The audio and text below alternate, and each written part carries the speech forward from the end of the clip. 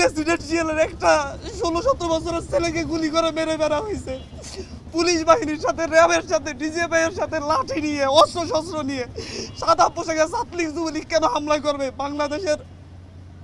বাংলাদেশের পুলিশ বাহিনী, বিজিবি এরা কি এতটাই অপদার্থ হয়ে গিয়েছে যে আপনাদের সশস্ত্র গুন্ডা বাহিনীকে লাগবে আমাদের ভাইদেরকে নিধন করার জন্য?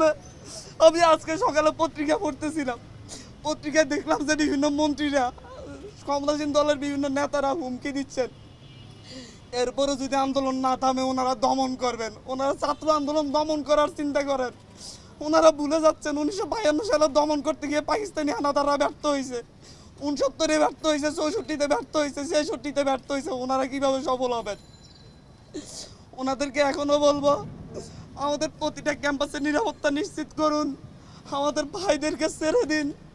আমি নিজে আতঙ্কিত। আমি এখানে এসেছি আমার জীবনের মায়া নিয়ে, আশপাশে ডিজিএফআই ডিবির লোকজন ঘুরে বেড়া করতেছে। আপনাদের এখান থেকে উঠে যাওয়ার পর হয়তো আমারও আর খোঁজ পাওয়া যাবে না। এভাবে একটা সভ্য রাষ্ট্র চলতে পারে না, এভাবে কোনো স্বাধীন রাষ্ট্র চলতে পারে না।